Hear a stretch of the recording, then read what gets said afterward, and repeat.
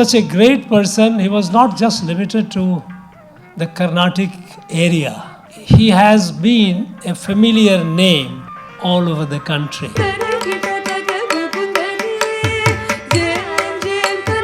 சங்கீதம் தெரிஞ்சவன் தெரியாதவன் பாட்டை ரசிக்க கூடி ரசிக்க வச்ச பெருமாள் பாலமுரளி. ஆமாம்.